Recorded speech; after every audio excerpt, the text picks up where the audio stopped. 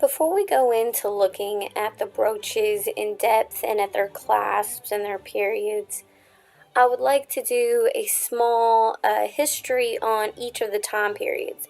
Since the Victorian age, named after Queen Victoria, spanned from 1837 to 1901, it's a massive amount of time for one era.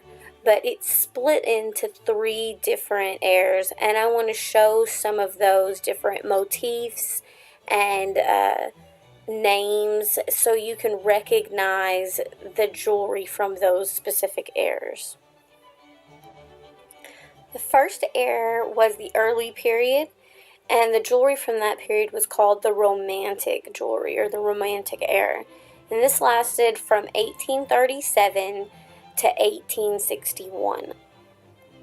At the beginning of the Romantic period, it was more prevalent for men to wear jewelry. As we go on, women start to become more of the focus for jewelry.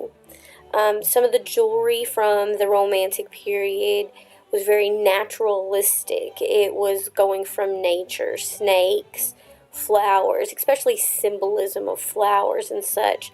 Also, cameos were very big at the time, and when Albert and Victoria bought an estate in Ireland, lots of Irish agate brooches and jewelry became really a giant rage. A few key things to remember about this time is that before 1854, only 22 and 18 karat gold was marked. So don't just think because it's not marked, it's not gold. Lower carat gold and plating were very common during this time too. They just weren't marked because it wasn't legal. After 1954, 9, 12, and 15K were made legal so that the jewelry from the Victorian era could be more readily available on the world market. Before 1852, most all jewelry was 100% handmade. But around 1852, because of the Industrial Revolution that started in 1760 and ended around the 1840s, machinery was being more readily produced for jewelers, which was allowing jewelry to be made cheaper, and there was imitation stones being able to be made for women of the middle class so they could enjoy jewelry as well. This would include even the electroplating of jewelry for gold that wasn't affordable to the middle class before. Next is the middle period, which is the grand period of jewelry from 1861 to 1885. This period was dominated with lots of subsects of jewelry. In 1861, Albert died, so mourning jewelry, memento jewelry became a fashion. And black jewelry with gutta percha or bog oak, jet, these all became fashionable. Also, opulence became very fashionable due to the archaeological finds of the day. There was lots being done, and there was an Egyptian revival from Egyptian digs, and there was also a classical revival for Greek and Etruscan jewelry. So micro mosaics became a very big thing of the day.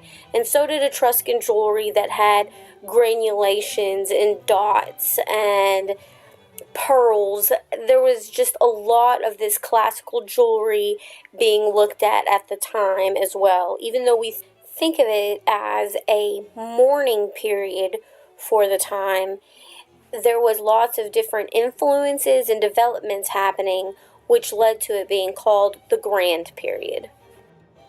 The late period, also known as the aesthetic period in jewelry, went from 1885 to 1901. The jewelry movements throughout this era is the Art Nouveau from 1895 to 1910, which is highly recognizable. There's also a lesser-known movement called the Arts and Crafts movement. The dates go from about 1860, which was very early in Europe, and then when it moved westward, it ended around 1920, a little bit earlier in Europe. From 1880 to about 1910, Belle Epoque, or the Beautiful Era, ran parallel with the other two movements and ended around the breakout of World War I. During this period is when we start finding names we can recognize still today very easily, such as Lalique and Tiffany were coming into their own.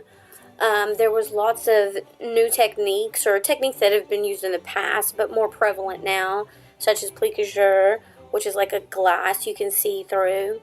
The Art Nouveau period also had half dragonfly, half women, very ethereal, lightweight things. Their palettes were also like a vibrant pastel colors. Lots of enamel was used. Also, electricity was coming into its own, so more rhinestones or garnets and such were being used because that electrical light at night was being able to shine off of these beautiful stones. Also, women were coming into their own. They were getting the vote. They were being able to move around a whole lot more. So their clothes were also being constructed around that. So the jewelry was a little bit more slender, lightweight, so it would move around with the women better than the chunky jewelry from the past eras.